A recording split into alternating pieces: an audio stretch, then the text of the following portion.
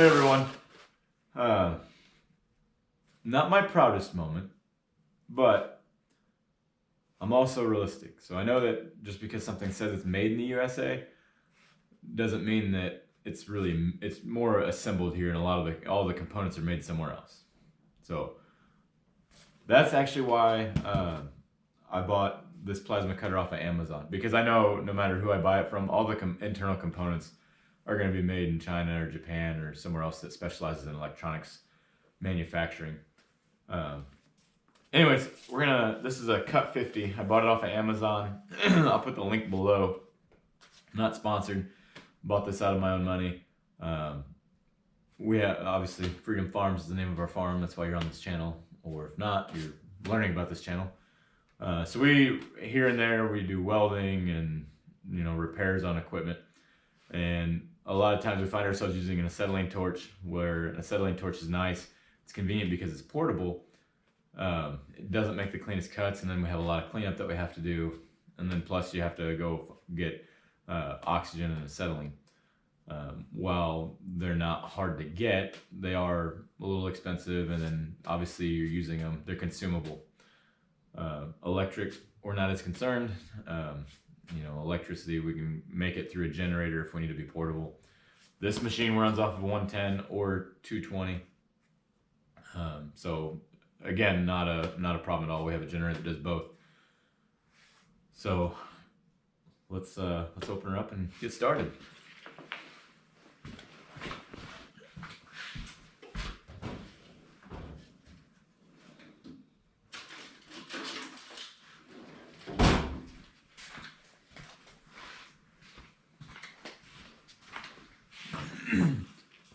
So this is actually going to come in handy for not just farm stuff, but also our son got bought a new motor for his go-kart, because the one that's in it, it's pretty well maxed out as far as what you can do to make power with it. So I knew we were going to put a new motor in it, and we were going to go through it and make some changes to the engine that we bought for it. But either way, I still have to make a plate to be able to mount the motor. Hey, Bets. You got snow all over your nose. This is Betsy. It's my best friend. You gonna help with the review? So let's go ahead and open this up and see what all we got. So the first thing, as soon as you open it, you're gonna see, I'll just take these off for now. Comes with an adapter. So it takes it from from 220 down to 110. So very convenient to have that adapter, obviously. Or you can make your own if let's say that this is not, so like our generator, for instance, doesn't have this plug. I already have an adapter made that goes from this to a 4-pole style twist and lock mechanism. So not a big deal for us. But my welder actually has that same plug, which is why this is convenient for me, because here in the garage I have a welder outlet, and then obviously in the barn we have one as well.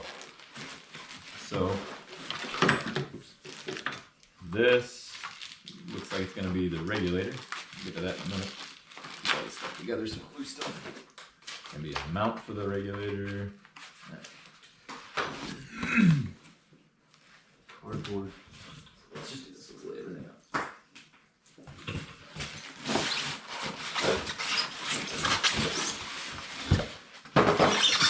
This is the unit itself. Very light. I don't know, probably weighs 15 or 20 pounds. It might be less than that. I'm not good at guessing weight. Very light though. Grounding cable. Some consumable parts in here, and then obviously our torch as well is in here. Open that here in a minute or two. Some what appear to be hose clamps. Strange looking hose clamps with that. And some fittings for this tubing, which I may switch this tubing out and use a different one. I have some that's much more flexible. This seems very rigid. We'll see. So hose clamps, stuff like that. And instructions. Sorry, owner's manual. Take it for what it's worth. So it's single phase, 110 volts, plus or minus 15%, and it's also single phase 220, plus or minus 15%. Input power is 7.6 kilovolt, and so rated input power is 7.6 for 110 single phase, and it's kilovolt amps, or sorry, kVA, and single phase 220 is 4.2 kVA. Rated output current at 110 says 40 amps, and then at 220 it's 50 amps. Not a whole lot of difference as far as in the output. I mean, 10 amps obviously can add up to a lot. Pressure of air is equal to or greater than 4 kilograms. I don't know why they have that measured in kilograms, but all right. That's very interesting. Either way, there's really not much in the common knowledge stuff. So make sure copper tip must not connect to workpiece directly when user is cutting. I mean, this is all stuff that you should know. If not, you need to watch a video or two about how to use a plasma cutter.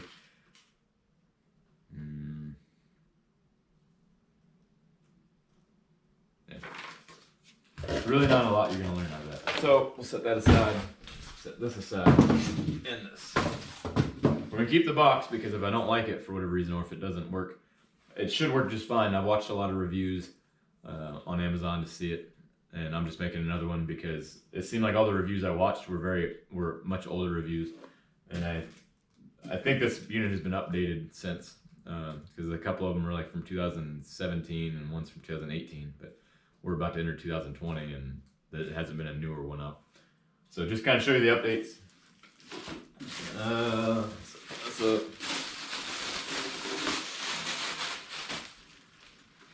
So on the front, current display, this is your power. We'll turn that.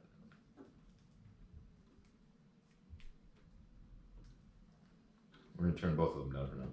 So this is your amps right here. We're going to turn everything all the way down. It's got a little connector, or sorry, a protector on the threads for where your torch plugs in, which that's actually very nice. Very good idea. And ground clamp goes here. Switch plug-in goes here. Torch plug-in goes there. This is probably where the air flows through to up here. So that on for the moment. On the back, you've got your air output your air input. So you'll mount your regulator up here. Air input goes right there from the regulator. On-off switch, and then your cord right here. Actually, your cord is looks like you can disconnect it. Yeah, you can. So you can disconnect the cord if you need to get a new one or make a new one, and then you'll have to take the box open though to disconnect it from the board. I'm sure.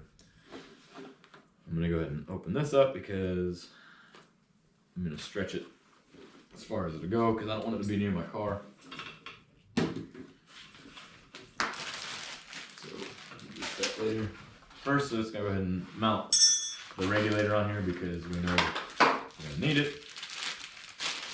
You can regulate it from your air compressor if you wanted. However, I'll leave my air compressor wide open all the time, and I'm not going to change that.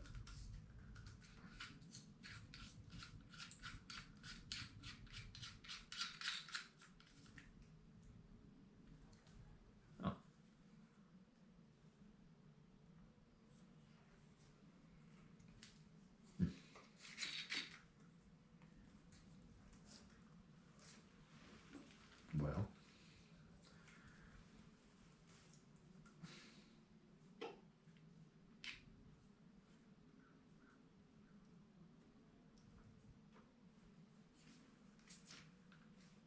it's not easy to adjust. Take this off because it's going to have to go through there. Max pressure is 150 psi on this. Max air temperature is 140 psi. Or sorry, 140 degrees, not psi. Avoid contacting with thinner carbon, some other kerosene and other organic solvents. Avoid using in direct sunlight. Interesting. And then on the bottom, it has, I guess, a relief. Push it in and it relieves the pressure. This block is much better. So all the reviews I've seen on Amazon, this block was plastic, but now it's metal. I don't know what kind of metal specifically, but it is metal.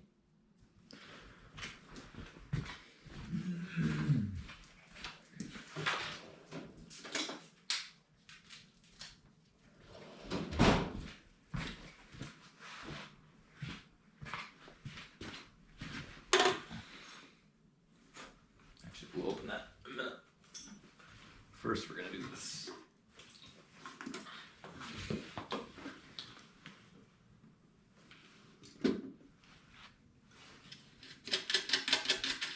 If you don't use the regulator that they send you, make sure you tighten these nuts up because they're very loose. I think it's a little weird that they're going to mount the regulator in front of this fan. Kind of an odd spot in my point of view. But, yeah. I'm sure that the air coming out of here is going to be pretty toasty. Or actually, it looks like it's pulling air in. So I guess it'll pull air across that air compressor or that regulator. Maybe it'll keep things cool. I don't know. The setup is all very, seems very common knowledge to me. But I also watched the reviews from the other ones. So, yeah. Comes with a pressure gauge.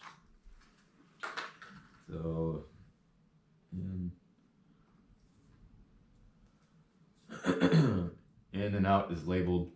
I'm assuming my pressure gauge is gonna go right there. I gotta grab the Teflon tape from over there in the toolbox. Does not come with Teflon tape, so you're gonna have to provide your own. Or at least I didn't see any anywhere. Those are all just consumables. So, provide your own Teflon tape. If you don't have any on hand, pick some up before it arrives from the mail, I guess.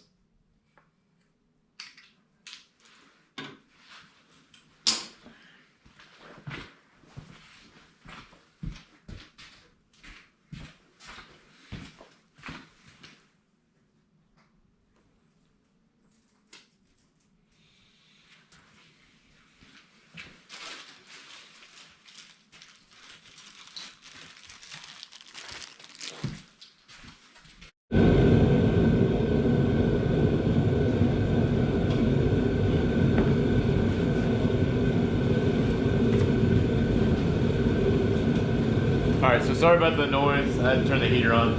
Got a little cold.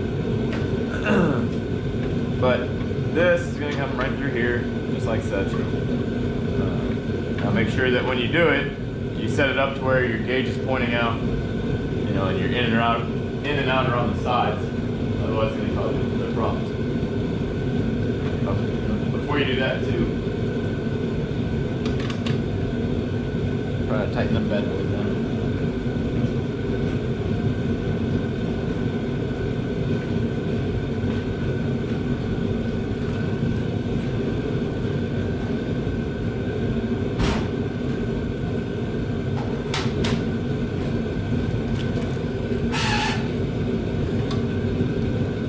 Don't go crazy. I'm using an impact, but I'm barely.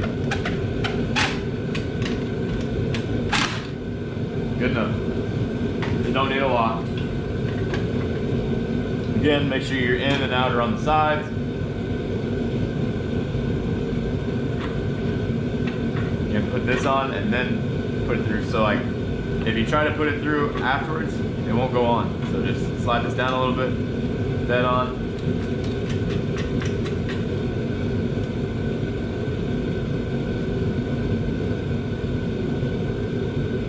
Grab you some channel locks. Then you'll need to tighten them down. So thread tape, don't forget to put that on.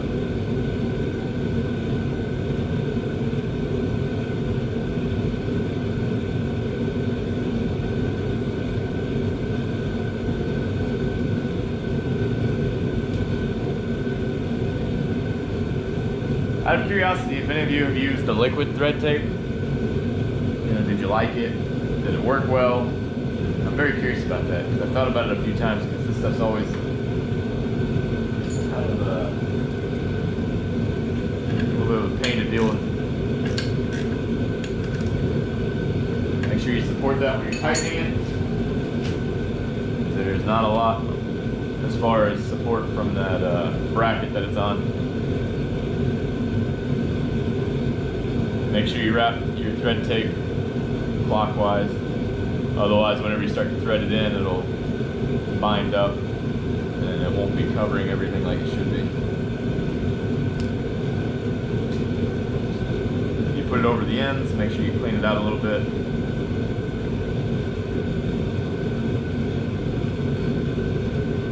Alright, that's done. Put that on there. These nuts that hold the bracket on for the regulator, they are like a 5/16 6-point socket or a 8mm 6-point socket. They don't really fit either one perfectly. These fittings right here are 14mm. And then the gauge is probably a 14. Oh no. It's probably a 12.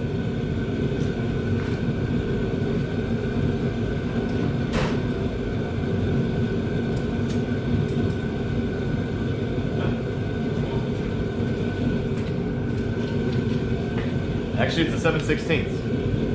Who'd have thunk it? Oh. Don't forget to put thread tape on it. I almost did.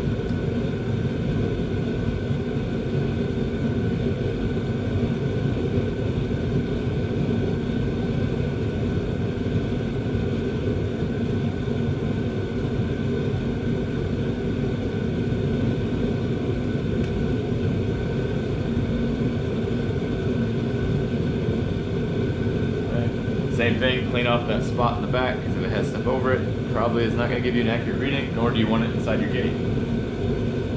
Once you get it on there, in there, thread it in by hand until it gets good and snug.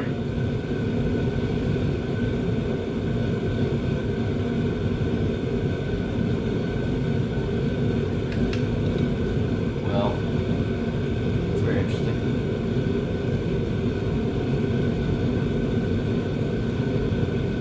I don't like that. It's, so if you can see that. So 0 should be over here, but if I do that, it's gonna be loose. And I'll try it like that and see what happens, but if it leaks, I'll tighten it up, and then the gauge is not gonna be where it should be. It'll be kind of cockeyed or cattywampus. But that's all right. All right, so from there, what you're gonna do, take your hose, maybe, and you're gonna make sure you put it on your out.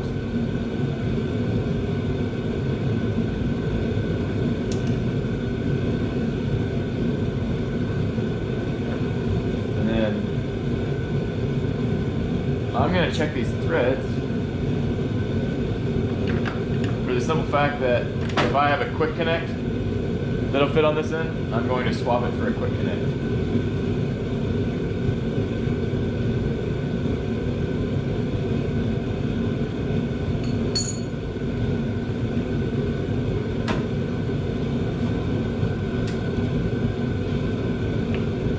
Pretty sure I do.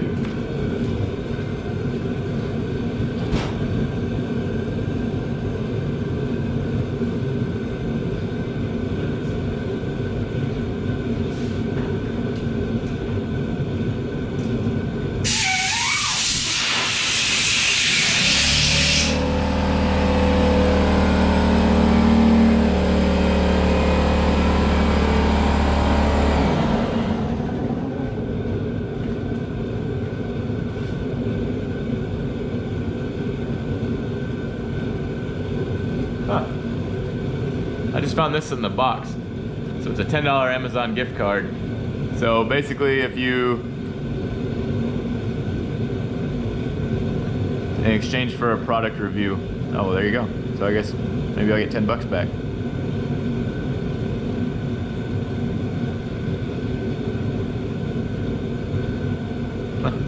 Hang on to that. They'll get the review. It may not be the review that they want. So, let's see. It's saying it's not appearing that they're going to be. Oh no, they are. Look at there. So,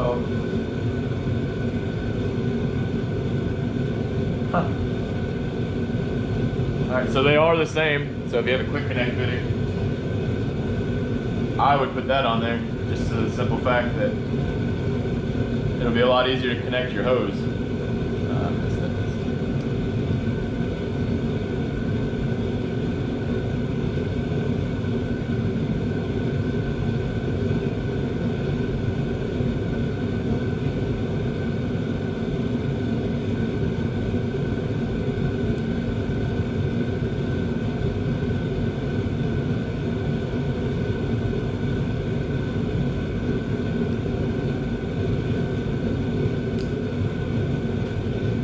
That's shocking to me because this is 1/4 inch NPT.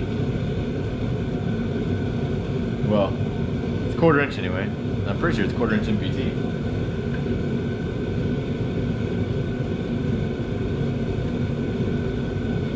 Handy dandy wrench, tighten her down. Like I mentioned before, make sure you hold the regulator when you're tightening.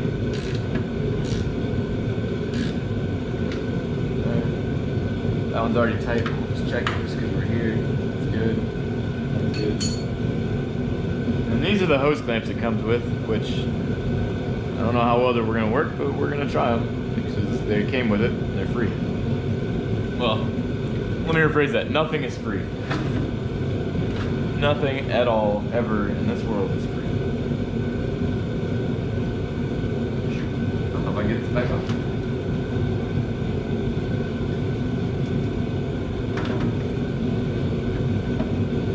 There we go.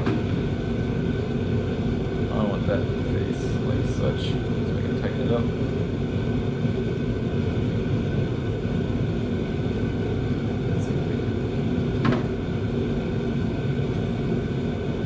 Those barbs actually seem to hold pretty well. I like it.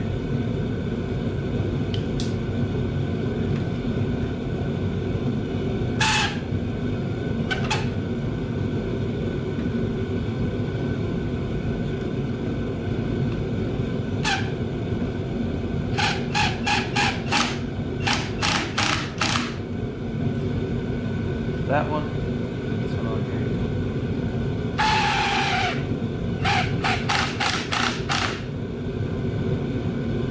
I'm gonna see if that leaks before I try to crank her down anymore.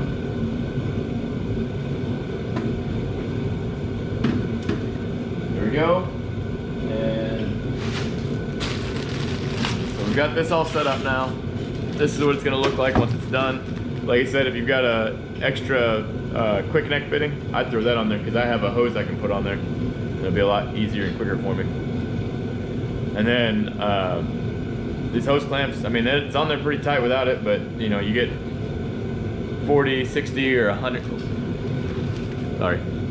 So I put a quick connect fitting on here just because it'll be easy for me to connect to my air compressor. I've got a hose reel in the garage, so just how it's gonna work for me. And then these are the hose clamps. They seem to be on there pretty good, but the hose itself was on there pretty good without the hose clamp. So maybe they're necessary, maybe they're not. I don't want to tell you yay or nay on that. Once you get air pressure in there, you know, 40 pounds of pressure is quite a bit without a hose clamp or something to kind of hold the outside of the hose from expanding. This is the connection for your ground clamp. Ground clamp actually looks pretty nice. It's got a good copper strap in there to go up against if you choose to. So pretty nice, not bad. I like it.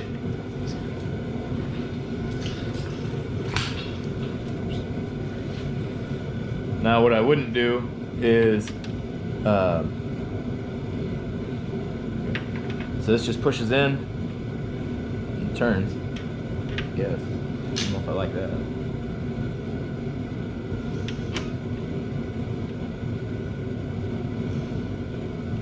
Okay, so it pushes in, twist it, and it locks. So there you go. So that part's on there.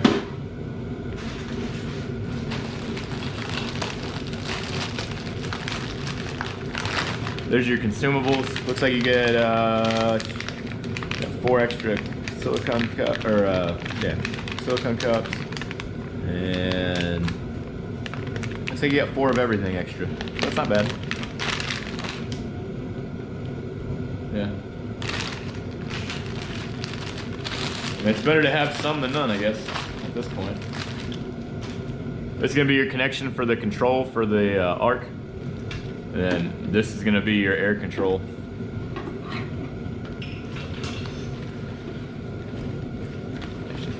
I'm gonna move you guys down a second. We'll make it, or move this up rather. Alright, so same thing. You can only go on there one way. Get it on there and then you tighten the locking collar, or threaded collar on the outside. I'm gonna take this off. I just had that on there because I didn't want any debris to get inside of there. This is just a compression fitting essentially, and you can pull it out to get a better grip on it.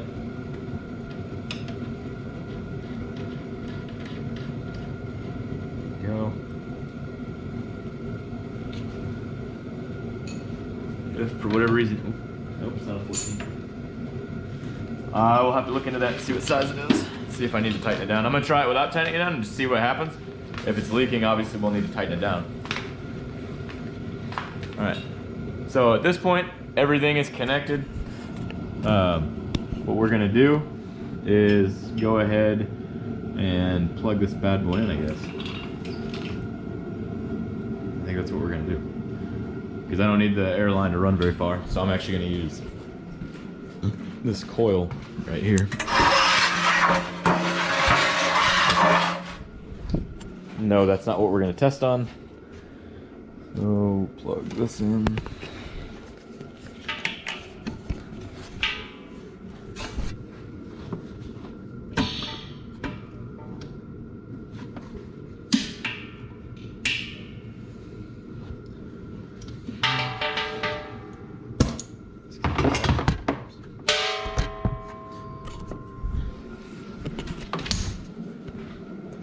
I'm gonna move this whole thing over instead of dragging it all. I wish I would have set it up over there, but that's right. So we'll set this up right here. The way my garage is set up,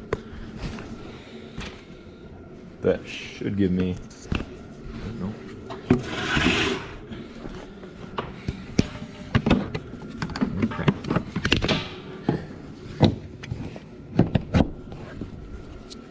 so what I will say is that cord is not very long.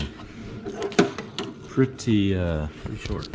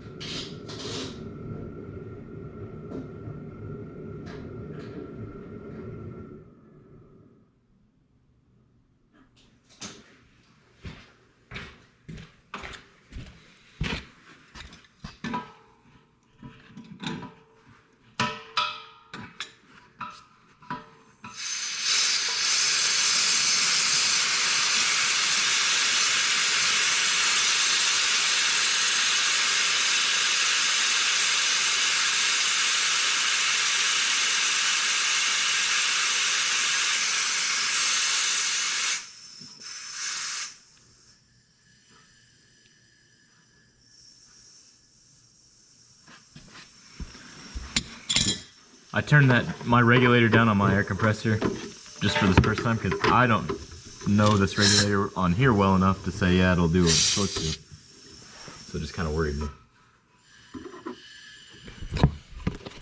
Alright, so that's on there.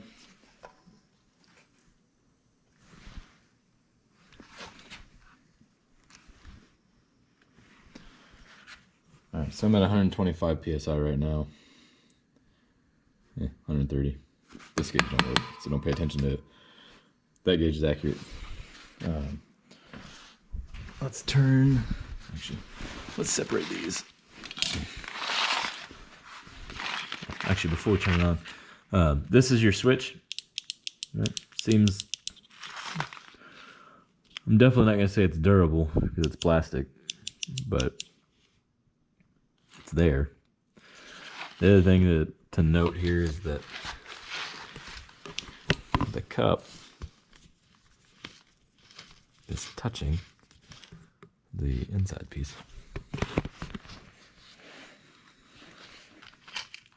Let's see what we can do about that.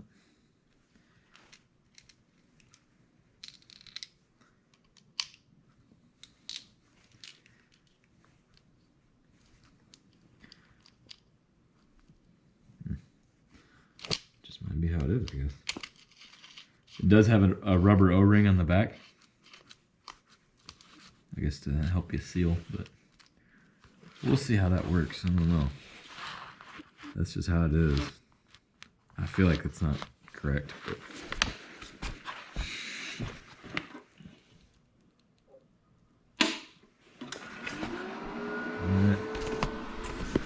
pretty quiet.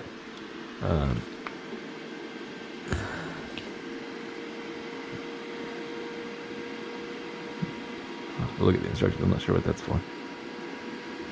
So when you're maxed out, it'll say 54 amps. We're just going to turn it down.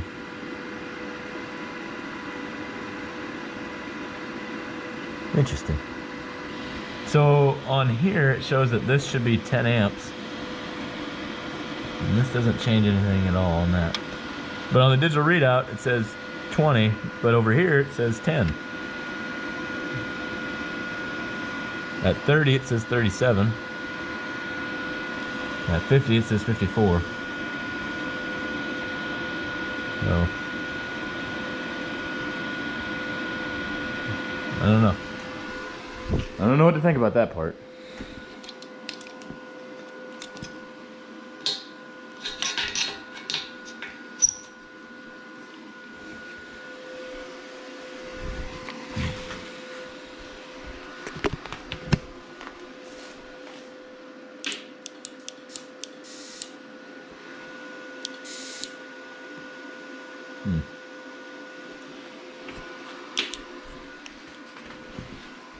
Let's just test this real quick because I don't hear any air. I don't have any air. Why is there no air?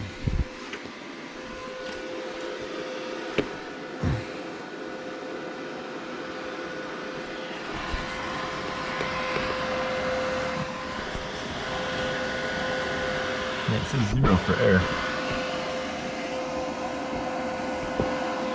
Let's turn this off.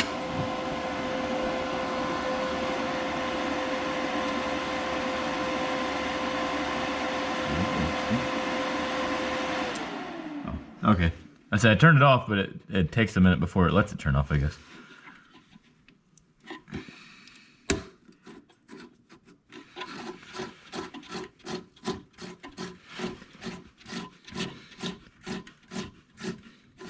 Okay, there's my air. So you gotta pull up to unlock it. So you gotta pull it up like this to unlock it and then push it down and that locks it. I'm gonna put it at, we're just gonna put it at 30. It'll fall down once I open the button. Actually, once I turn it back on.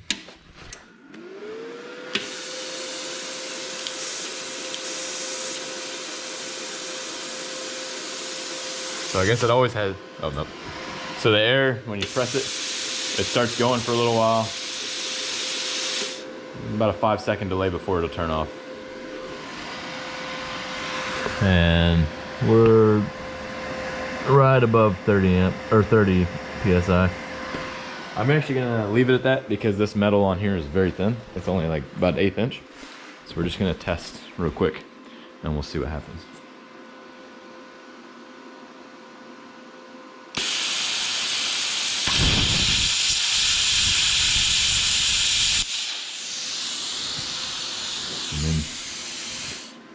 That's on the lowest setting, which it says 20, but I don't know which one to believe. One says 20, the knob says 10. I don't know how, maybe go between and say 15. But I need to get some protective eyewear on and some gloves on. So give me a minute and I'm gonna put you all on. Well, I'll record this one, just the first cut. And then after that, I'll probably go to time lapse.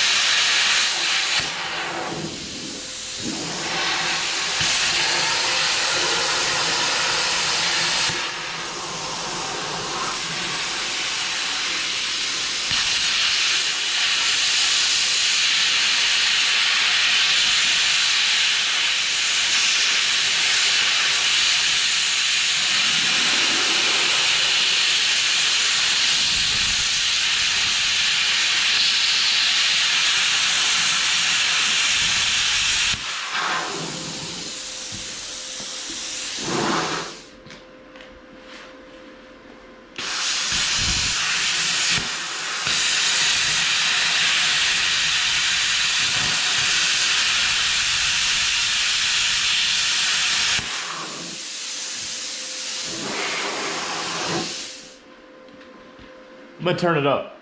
Let's see what happens.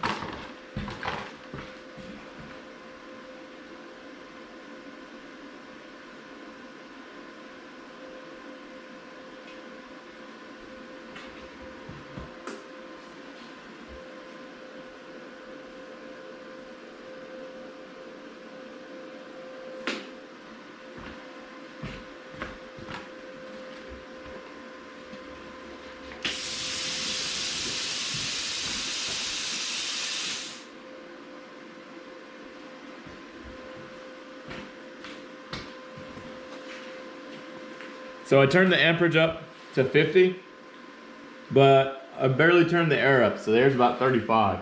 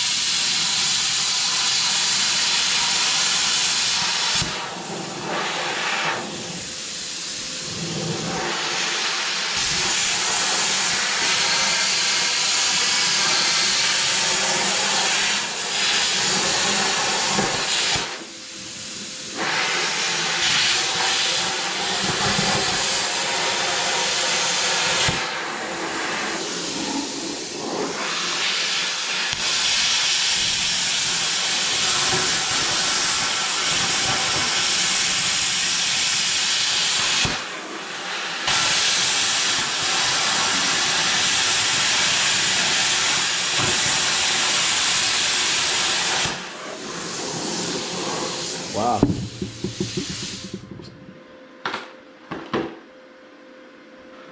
Obviously this is gonna be hot, but I essentially blew all the welds off. That's what I'm trying to do, because I need this piece back. I'm gonna make a new set of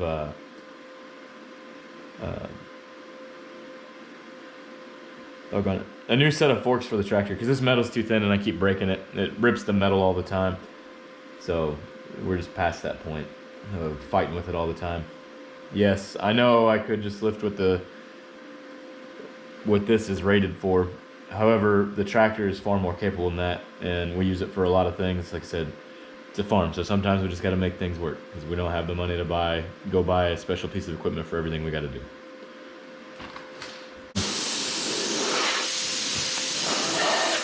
It will not work if the ground is not connected to whatever you're working on. So, fun fact for you.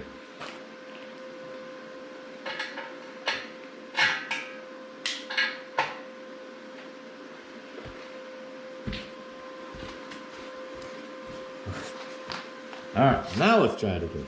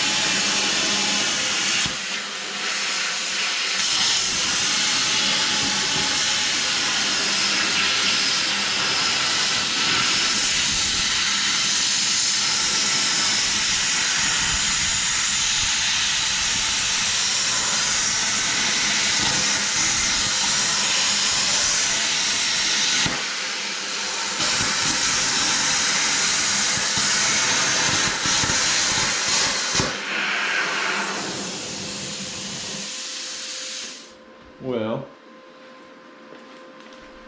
probably have to tap that out. It works a lot better when you can see what you're doing.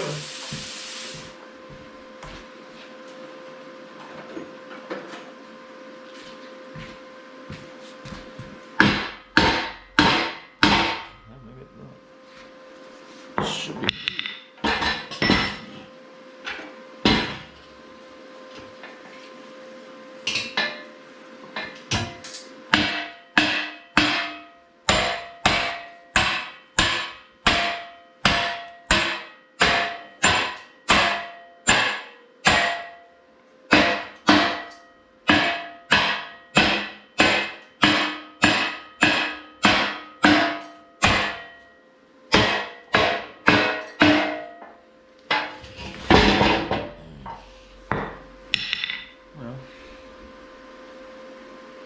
I gotta cut down in there somehow.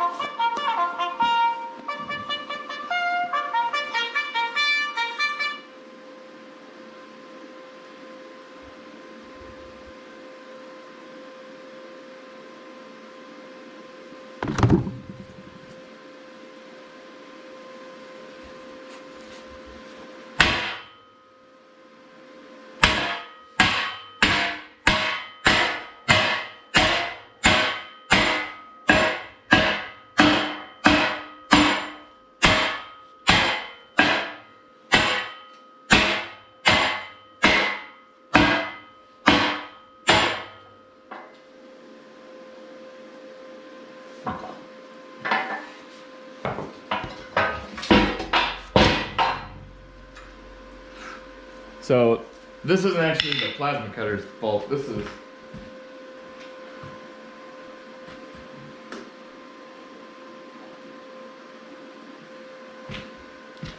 when we welded this, where these two pieces meet, they actually melted it in there a little farther, which is a good thing as far as strength goes. Just a bad thing in this case.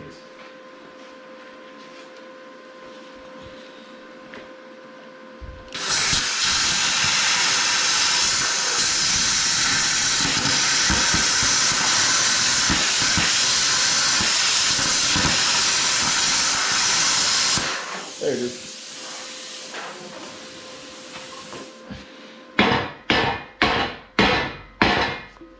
Got it. We'll let that side cool. While we do that, we'll do this side. Same thing.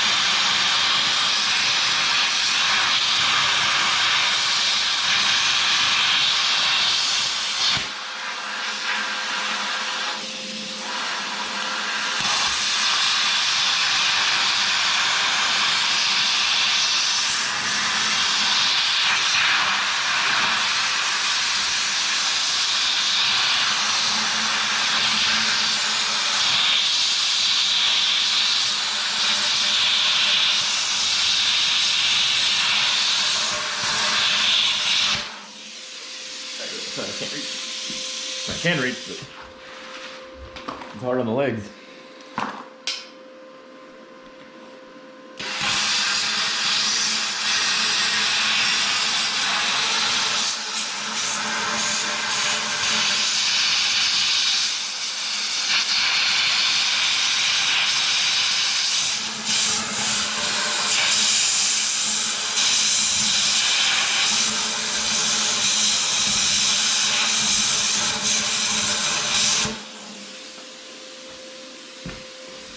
Make air. So that's the reason that thing stopped cutting. I mean, it was cutting, but not very well.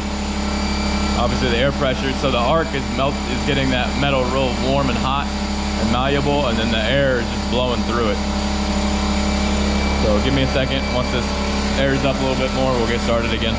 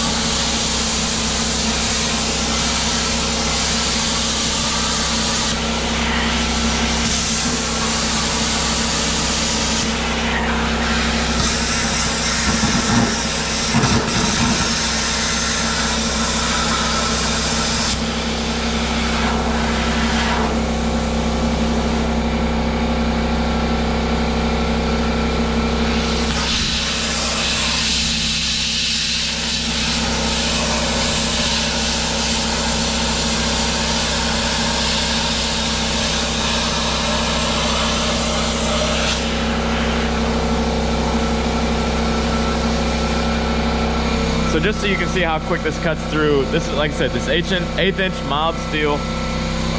So this is 1/8 inch mild steel. You know, not very strong metal as far as, or thick metal, so cutting should be easier. But I want you to see how fast this will go through. This is on 50 amps, on 220, and we're like 40 PSI.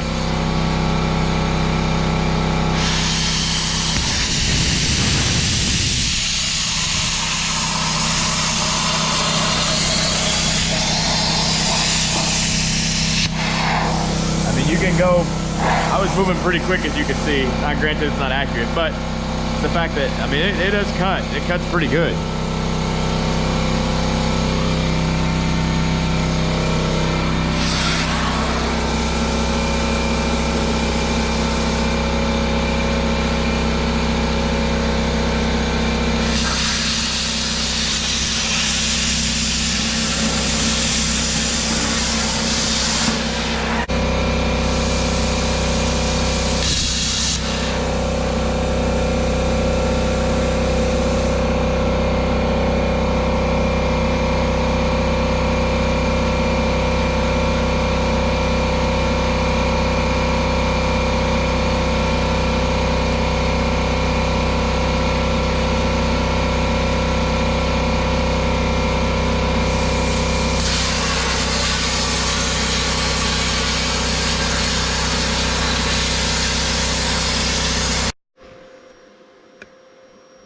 All right, this is 1/4 inch square, sorry, 3 inch by 3 inch square tubing with 1/4 inch thick walls.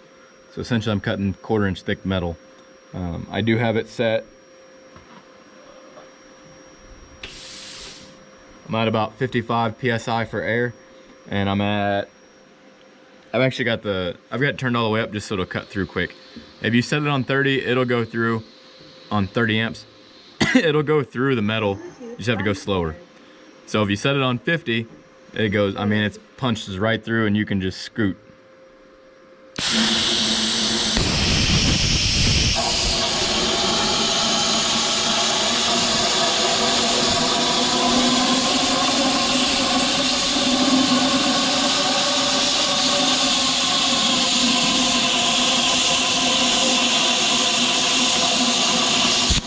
Oops, went off my line.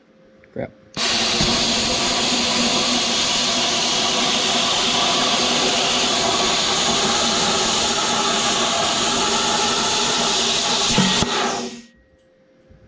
There you have it. I know I didn't get a perfect circle, but I can't blame the machine for that. That's just my artistic skills. But you can look right here and see, I mean, it's straight through. No problems. I mean, just straight through. 1/4 inch thick steel, pretty smooth edges, other than the jerkiness from me moving. If you had a stencil to put to put the torch head around, I mean, you could make a perfect circle, no problem. I mean, I could have used something, I'm sure, but I wasn't that worried about it because I'm going to weld this anyway.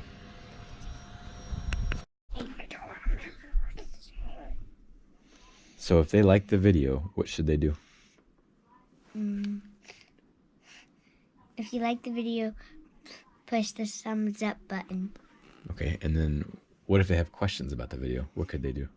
If you have questions about the video, leave a comment down below. And then if they like the content on our channel? If you subscribe. So think about it. If you subscribe, you could see that cute mug almost weekly. Pretty good deal.